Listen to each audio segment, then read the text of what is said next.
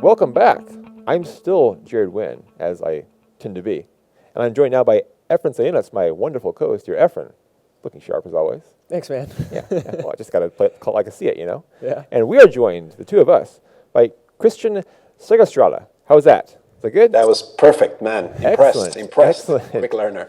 Joining us here from VainGlory, the new mobile MOBA that is have its big world championship coming up very soon. We're going to scale it back here, though. We're not going to talk about worlds just yet. We're going to talk about the very basis of the game and of who you are. So, in brief, let's talk about how you got involved in the industry to begin with.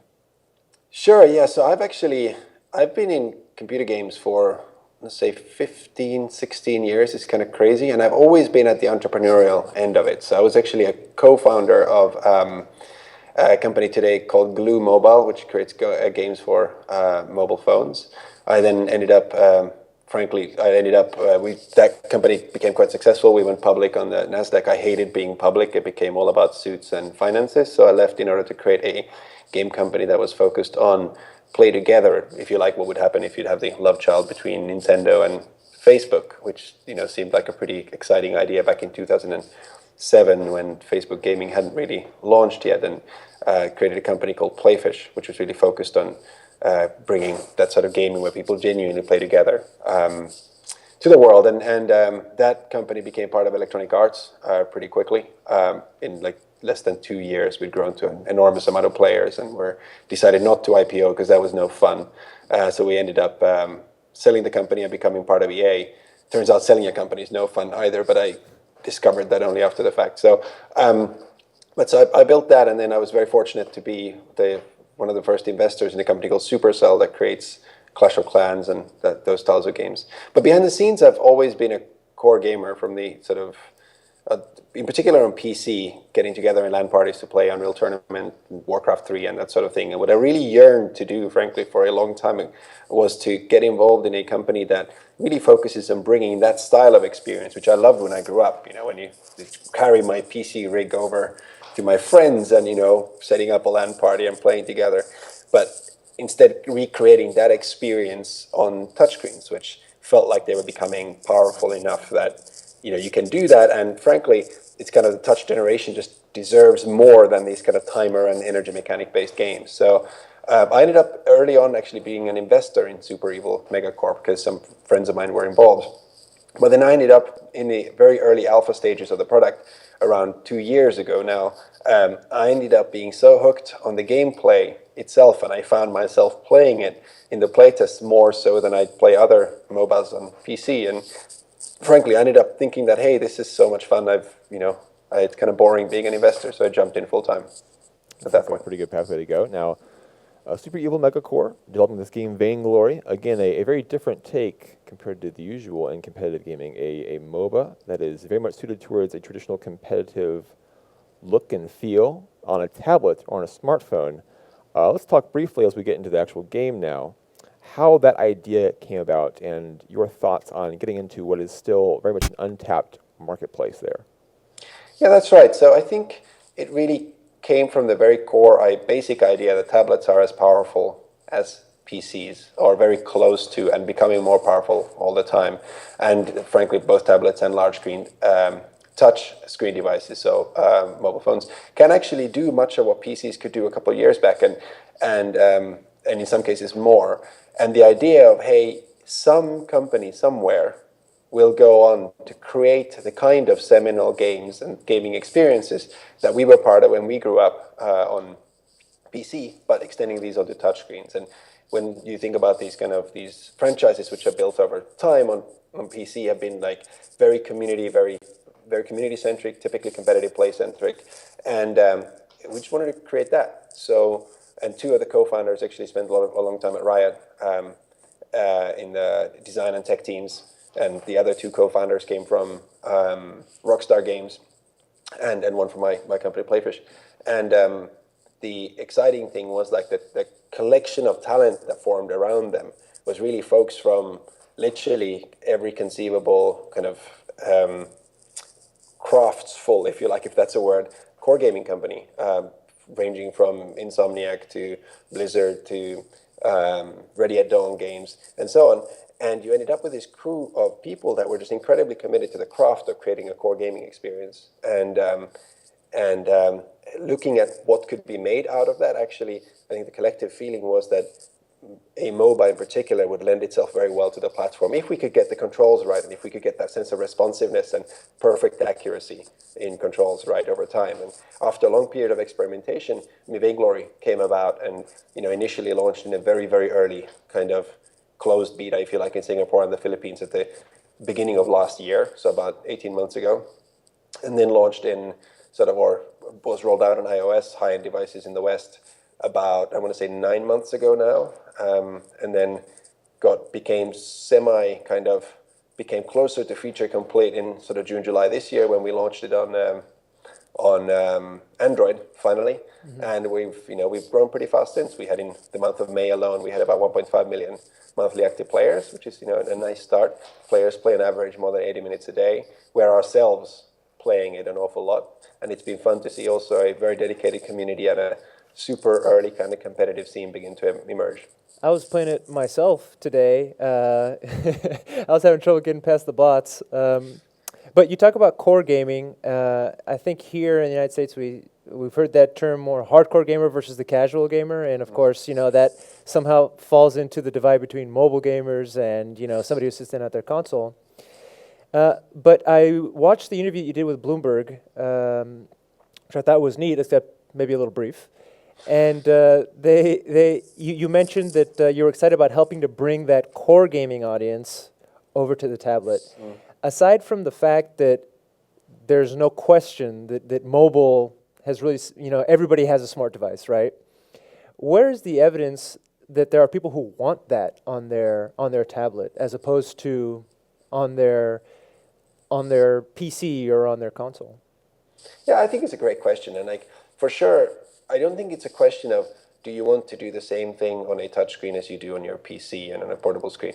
It's can we create an experience that adds to your life as a gamer? Can we create an experience that feels truly like it's adding something to your experiences overall? And I think certainly what we've seen in our growing player base, out of which maybe 30% to 40% identify themselves as previously PC or console gamers. And frankly, they still play on PC and console, they just also play VainGlory.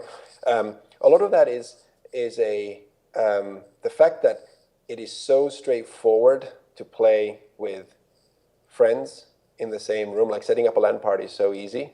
And secondly, frankly, one of the things we've worked very hard on is to get to a place where we can kind of compress, if you like, that mobile experience to a place where you can if you like, book 25 minutes or 30 minutes and have a super intense match with all the strategic and tactical depth as you have in a PC-based MOBA, but which doesn't last 45 minutes to an hour.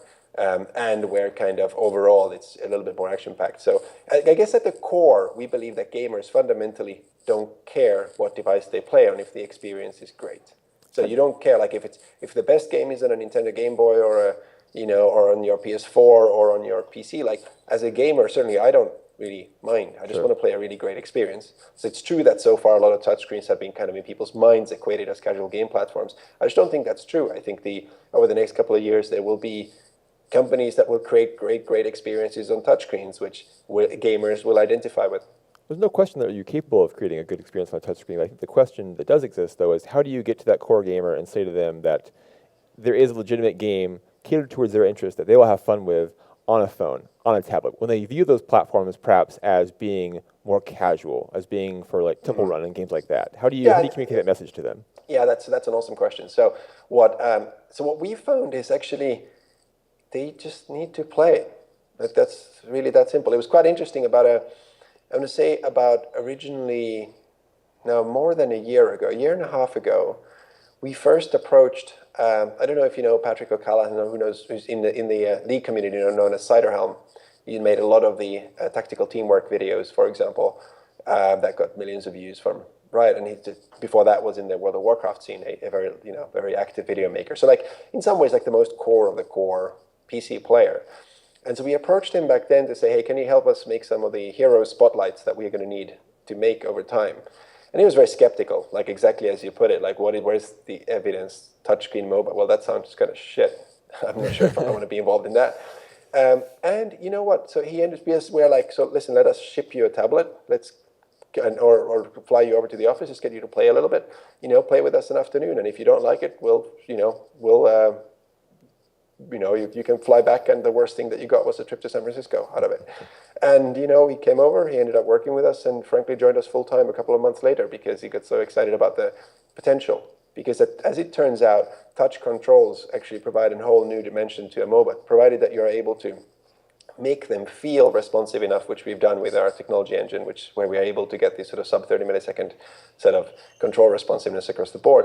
We've been able to do things, if you like, with a touchscreen interface that are just difficult to do with mouse and keyboard in some ways, where, like, for example, if you kite or if you juke and you do various complicated sort of maneuvers, if you like, in a MOBA, it's quite taxing on your pure mechanical skill on a mouse and can feel quite frustrating.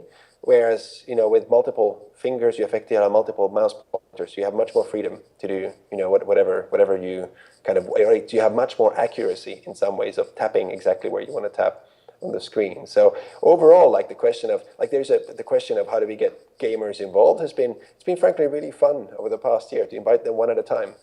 Right? We're completely focused on community. You don't see us running any TV ads. You don't see us running loads of aggressive Facebook, Twitter ads like the traditional mobile gaming kind of, if you like, strategies to get users. We do everything with our Twitch streamer community and our YouTuber community. And the fact that both our player base has grown very quickly. And for example, in I think February, we had maybe 300 or 400,000 Twitch views. By May, that was 1.5 million Twitch views. And all of that stuff is entirely organic. The fact that that's growing has been really great for us. That was one of the things I did in preparation of this for this interview. I went to Twitch, let me look up VainGlory and see who's playing it and what they're doing and what they're talking about. And it struck me that, there's that concept of the blue waters and the red waters. Where can I go where I might get seen? People streamers want to get viewers on their channel. League of Legends, Dota, saturated. VainGlory not. Of course, I'm sure you guys hope won't always be the case. Are you guys taking advantage of that? Is there an element of, I don't want to use the word exploit because that has a negative connotation, but taking advantage of that community in a way that prior to things like Twitch might not even have been a possibility? Yeah, for sure. I mean, the whole influencer community is how we market in general. We don't, as I said, we don't really invest in other forms of marketing than investing back into our community in different ways. And we actually think of that as we're equally excited by somebody who's never streamed before, but who creates great content on Twitch or some other streaming platform. And in fact, we invest a lot in pushing our traffic from inside of the game to go and check out a cool new streamer or a cool new YouTube video creator, which ultimately hopefully encourages them to create more. As we are equally excited about the, if you like, complete noob who creates great content, all the way to, very high profile variety streamers who found a fun kind of half an hour to an hour playing, or a couple of hours playing VainGlory with their viewers. So whether that's Miss Vixen or Towley or any of these folks, who spend some time playing VainGlory, it's just we're super grateful and very excited that they're doing that, and we help them get introduced to our player base by aggressively promoting them in game as well. So that whole kind of plugging into the influencer community is something that's very important to us. So you talk about just all you need to do is get the game in players' hands, and they'll get the game, they'll play it, they'll enjoy it. You talk about not doing the big Facebook ads, things like that. I guess the question then is how do you get the game into the players' hands to begin with? Is it just word of mouth? Is it just hoping they see the Twitch stream that you're trying to put it on? How do you make that first step? Because it seems like that's the most difficult step right there, is accepting the fact that I'm going to download this game onto my tablet, onto my phone, and try it out. Well, the vast majority of our players have gotten the game through their friends. So their friends are playing it and say, you have to come and play this with me. And that's how they download it. So, and to be honest, a lot of the traditional kind of mobile gaming marketing channels, if you like, are pretty saturated. So it's quite difficult to break through those areas. So really, we are very much community first, and our community has been very, very good to us in terms of helping us grow month in, month out. I noticed you talk about other platforms being saturated. You're not alone in the mobile MOBA game, certainly. And I noticed, and I think you even tweeted it out, that for South by Southwest, you're trying to get a panel going, and you would be on there with the Call of Champion guys, Spacetime Studios. Is that a situation of rising tide lifts all boats kind of thing? We should try to push that gaming audience onto the tablet together because it benefits us both, or are they just straight competition? How do you see that? So we actually, throughout my entire career, I'm just not a big believer in competition as a whole. I'm a believer in trying to create a great experience for your community and your player. And if you do a good job at that, hopefully they'll reward you with, with spending time on you and spending time sort of getting to know your product. So like from our perspective, like that's our focus. And to be honest, the more great experiences there are on touchscreens in the world that will convince gamers that there are other things than Candy Crush and some casual experiences on some of these platforms, the better. So in some ways it's rising tide, I guess, lifts all boats. In other ways it's just getting the word out there more broadly. Efren mentions Call of Champions, and you mentioned before the idea of having 25 to 30 minutes to set aside for a game. They've taken a very different approach there in the mobile space. They're going for 5-minute games at a maximum. How did you settle on the 25 to 30-minute mark for a mobile or tablet game? Yeah. How do you feel that's a sweet spot? Well, so actually our session length on average, our game length on average is pretty much exactly 20 minutes. It varies between 19 and a half and 21 minutes, depending a little bit on the latest kind of which patch you're on and what meta tweaks we've made. But what we tried to do from scratch, and it's actually a very fundamental design philosophy overall at Super Evil Megacorp, is we deliberately did try not to design for mobile or for any traditional view of who you might be as a mobile gamer.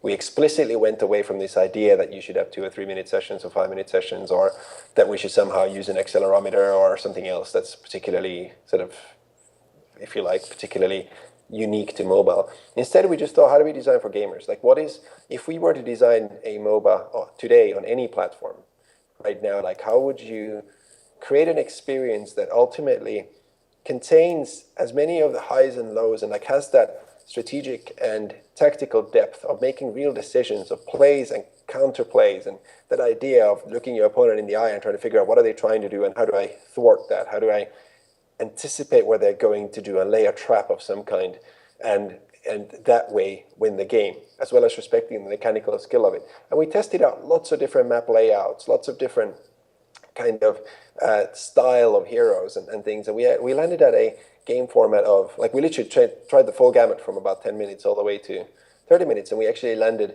at a place where we are right now, where we feel like the game length is great for feeling like you go through all those phases of a MOBA. Like there is a distinct farming phase, there's a distinct phase for objective control and for team fights and for pushing and for ultimately, for ultimately kind of dominating the map and winning.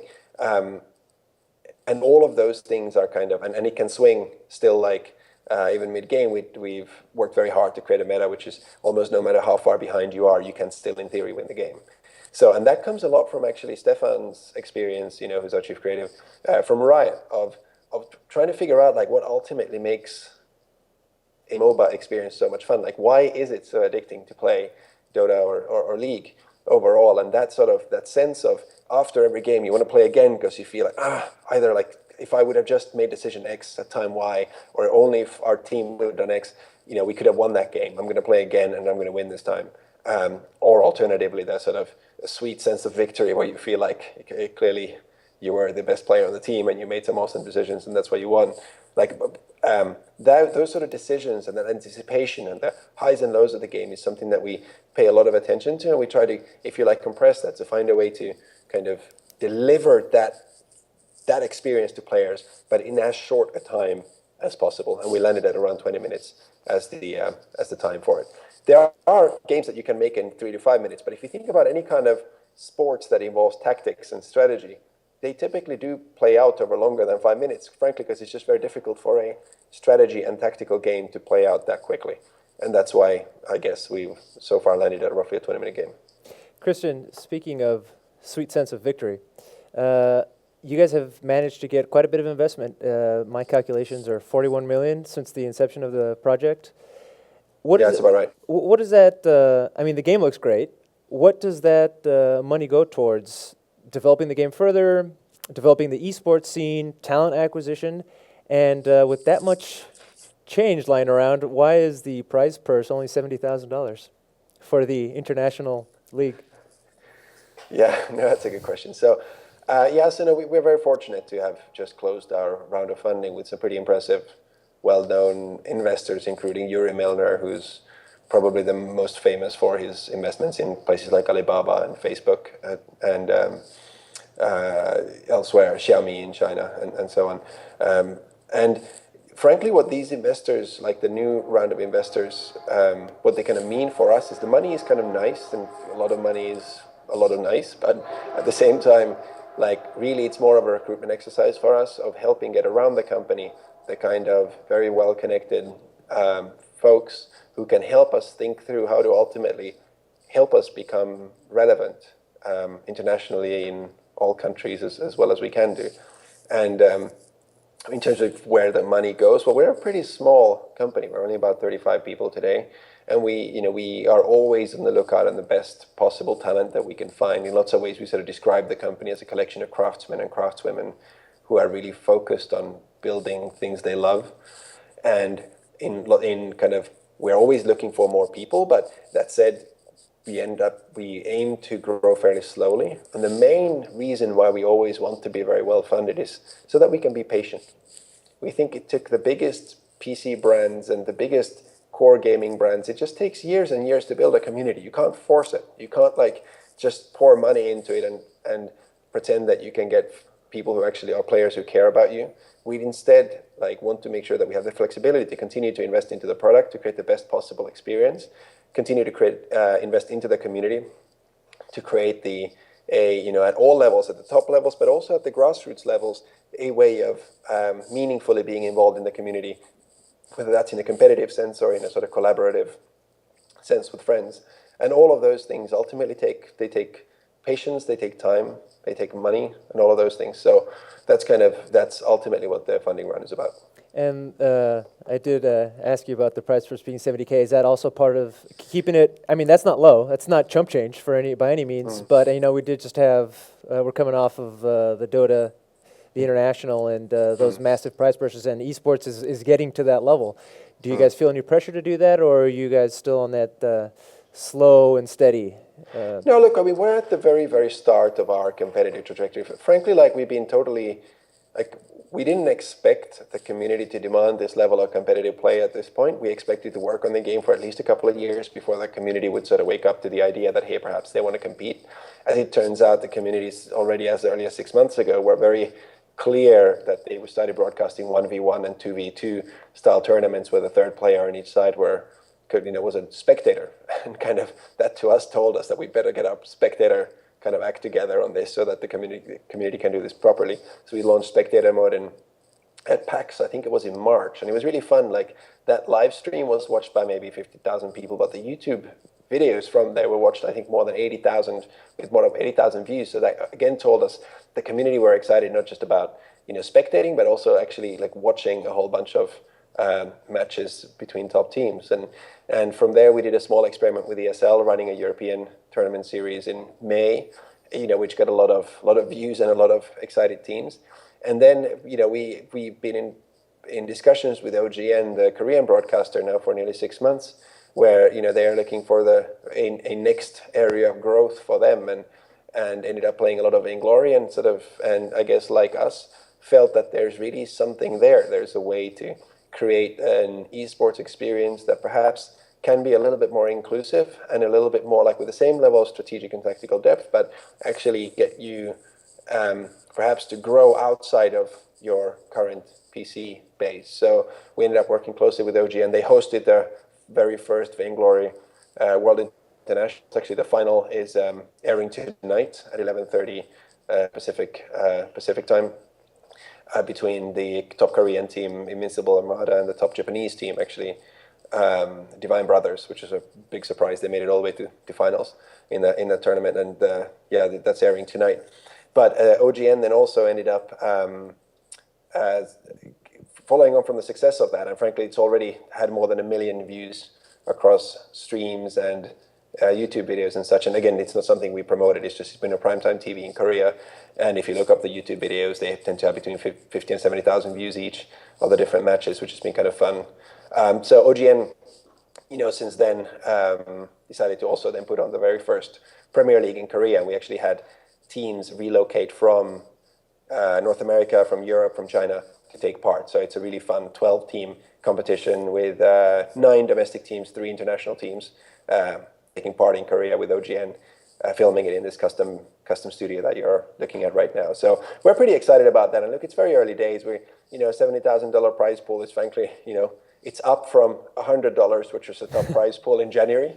So, it's trending in a good direction. And we're actually shortly announcing also the regional leagues in North America and Europe. But again, we don't think esports is something that we can decide that we're going to be making. Esports is something that we sort of feel like we have to earn from our community over time.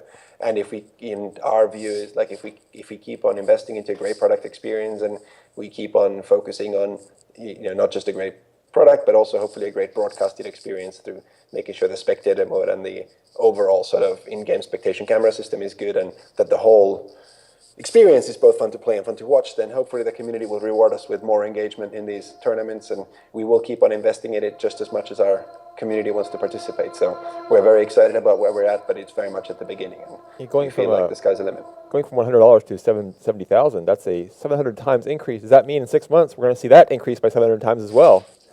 Well, we shall see. Things happen quickly in the mobile world, but I wouldn't necessarily set that as our target. 700 times multiplier is not the goal, perhaps. Yeah. Okay. No, not just yet. Okay. So coming up in, I think, less than a week is the VainGlory International Premier League. Looks like it's a 6-week league. Twice a week you'll see matches. What can you tell us about that? Yeah, so this is a 12-team competition. It's being filmed at the Yongsan Esports Stadium in Korea. It's being cast by actually Monte Cristo and Valdez, who's it's a Monte Cristo from the league broadcasting scene, as you would have know, and also Valdez, who's been a StarCraft broadcaster caster rather in Korea previously. So they're casting it. There are some incredibly good teams taking part there. As I said before, I think there's 9 domestic teams from Korea who are all, frankly, really strong. And there's Team Hunters from China, Team Gangstars from North America, and Team Unknown from Europe, who are also very strong. And it's kicking off actually this Saturday at 9 p.m. Pacific time, which should be really fun. So we're very excited about that. If it takes off in the way that I think you anticipate it will, you might be responsible for eliminating all these carpal tunnel injuries, but you might be responsible as well for creating all kinds of the neck injuries involved with using the iPad this much. Do you think that players are ready to switch to iPads or tablets? Yeah, so I mean, we work on, as you know, you can play VainGlory on mobile phones or on tablets. A lot of people opt to play on tablets, on tables. Like some play on. It's actually kind of fun if you watch the broadcasts from Worlds or from the International Premier League. People play in lots of different ways. Some people sort of lean back and they play on their device like this. Other people sort of put it on the table, and they play on either a large screen tablet, smaller screen tablet, or an actual mobile phone. And even like at the top level, some of the best players play on an iPhone 6 Plus, for example. So it really is personal preference across the board. So. You mentioned being surprised by the desire for competitive play already, how quickly that's come about, how you thought it might even be a couple of years before you really got into those waters. It seems like these days, if you have a successful MOBA, it's just a natural product that people expect there to be competition. People expect that sort of structure to exist. How has your approach to developing the competitive scene changed as you've had the demand for it come about, and as you've gotten involved with OGN and organizations like that? Yeah, so I mean, it's all happened pretty quickly, to be honest. So there's been a couple of changes. Firstly, community has always been at the center of what we've done. So pushing or helping our community to be discovered, whether you're organizing a tournament or you're just organizing a casual LAN party, they've both been important and great for us. And frankly, we continue to be as focused on the kind of collaborative community play for fun scene as we are on the sort of play actually hardcore for sort of competitive, with competitive reasons in mind. So they're both important. But in terms of how it's evolved our product thinking in particular, we actually around 3-4 months ago separated out entirely the development of our spectator mode track from the core game itself. So actually the spectator client, for example, that we've been developing together with OGN is actually a desktop-based client. It's actually, I mean, you can spectate also on your touchscreen, but this is actually a completely separate product which enables you to, like what we've done is create this 8-camera expectation system where you can roam free with a camera. So it's like think of it like a camera simulator of sorts, where you can actually film the action from any angle. So a little bit like if you'd watch a hockey match or a football match, you see lots of different cameras panning from different angles. You see zoom in, zoom outs. We kind of want to create that freedom for the broadcaster to be able to create shots like that from different angles. Not that we know necessarily exactly how it's going to be used yet, but we feel like it can help the broadcaster create just more dramatic, more compelling moments of television. So we kind of separated those two things out entirely. And in fact, one of the fun things about the desktop spectator client also is it can actually broadcast in UHD or 4K. So we can actually broadcast in very high resolution out there, which frankly many PC-based games have a tough time with, for example. Right. You mentioned balancing the fun portion of the game with the competitive portion of the game and developing the competitive scene.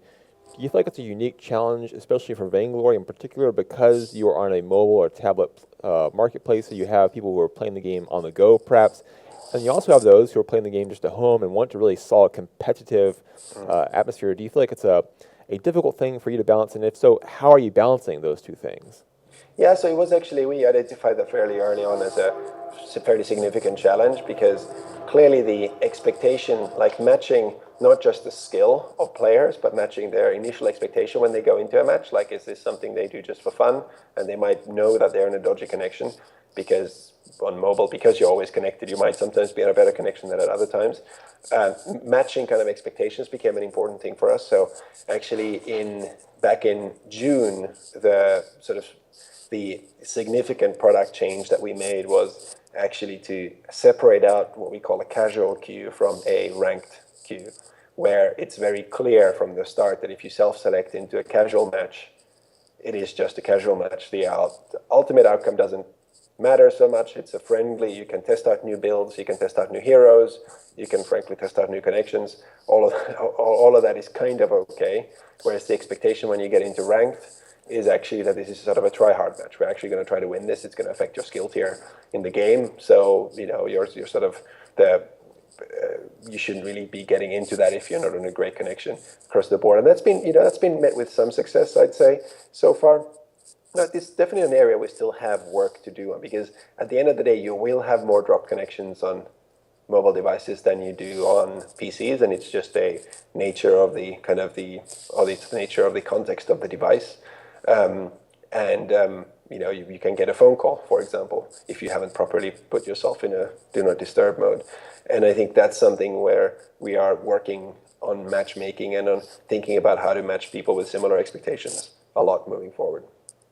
Kristian, at the top of the show, you mentioned some of the successes that you had, games that were publicly traded, games that were bought by EA, or properties that were bought by EA. I have it on good authority that Clash of Clans to this day makes $1 million a day. Whether that's true or not, maybe you can verify for us. Clearly, you have an impressive track record. You got the investments for VainGlory. What's next? I know you guys are still knee-deep in VainGlory, but can you give us a heads up on where you seem to be on trend, so to speak? No, I've been very fortunate, and to be honest, like Clash of Clans is probably quite a lot more successful even than you sort of outlined there. Not that I take any credit for that whatsoever. It's just a great team. I was just very fortunate to be in the right place at the right time to invest in the right guys. But overall, so this is actually, I'm in that sort of very fortunate position where I actually have the best job I've ever had in my life. I'm working on a product that I'm deeply passionate about, together with a community that is incredible, together with a set of colleagues that just I'm in awe over their talents every day.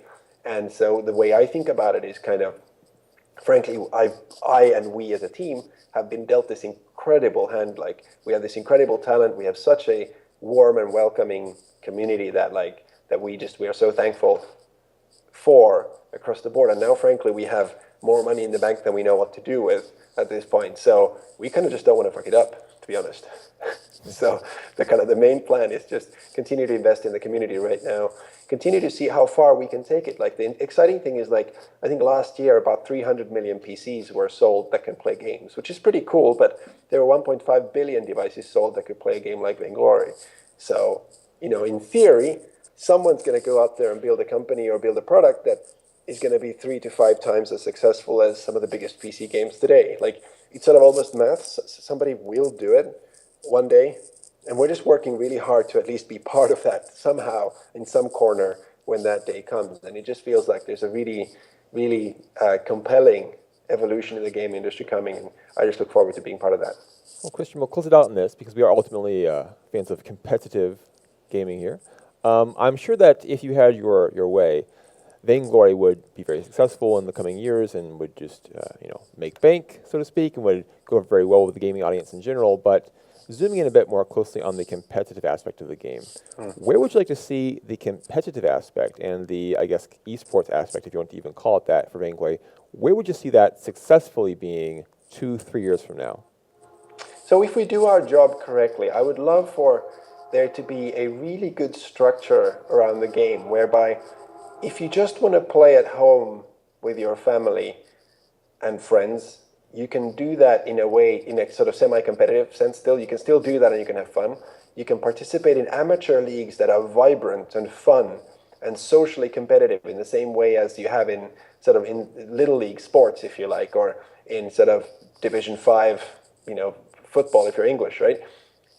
But where there's also a semi-professional scene at a higher level, and ultimately, some incredible matches taking place at the professional level at sort of world's tournaments. But as opposed to just focusing on the tip of the iceberg, the sort of like the incredible, Dota International, we really want to make sure that the overall health of the complete, if you like, competitive landscape will flourish, in the sense that there really truly is a base of the pyramid where, just like, say I enjoy playing soccer in my spare time and with friends, and especially when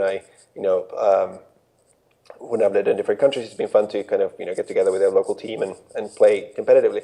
In a similar way, like I would love for VainGlory to be that esport where it is actually genuinely quite casual and easy to get together with your local team and actually compete in your Division 5. So maybe the prize pool isn't $1 million, maybe it's not even $1,000, maybe it's like the bragging rights of who gets to be bought free drinks at the local pub, at the end of the season or whatever it is. But that sort of sense of, hey, you can really be part of this just like you're part of other forms of sports and other forms of game organizations. I think that's really important to us. And of course, seeing incredible plays and players, coaches, teams, and organizations overall that are very healthy financially as well. One of the things that actually breaks my heart still about much of the competitive ecosystem is, like, having spent a little bit of time in Korea, looking at how the ecosystem there, which in some ways like the home of esports today still, that even the very, very top players in Korea sometimes, can have real financial hardship. And I think that it's sort of a gross unfairness in the industry that ultimately makes as much money as it does to not trickle that money back down to talent. So we want to make sure that as we evolve our esports ecosystem, it evolves a little bit more like traditional sports, where, if you like, the broadcasters make money, the teams and clubs make money, the players themselves make money, and the overall, sort of broadly speaking, a little bit more happy, perhaps, than the esports ecosystem is today. Well, Kristian, so that's a big long-term aspiration. Certainly sounds good to us. Yeah, sounds like you got things together for you. I want to thank Kristian Segerstrale for joining us from Super Evil Megacorp, the developer of VainGlory. You can check out today on iPhone or Android, as a matter of fact, and you can check out tonight, big match for VainGlory. We wish you the best of luck, Kristian, and of course, hope to see the game flourish competitively in the future as well. If you like the interview you saw, follow the channel to see more of that in the future. If you missed part of it, the VOD will be on YouTube at daily.esports. Look us up there. Once again, thanks to Kristian, thanks to my co-host Efren. Absolutely. And we'll see you back here on Monday evening. So long and farewell.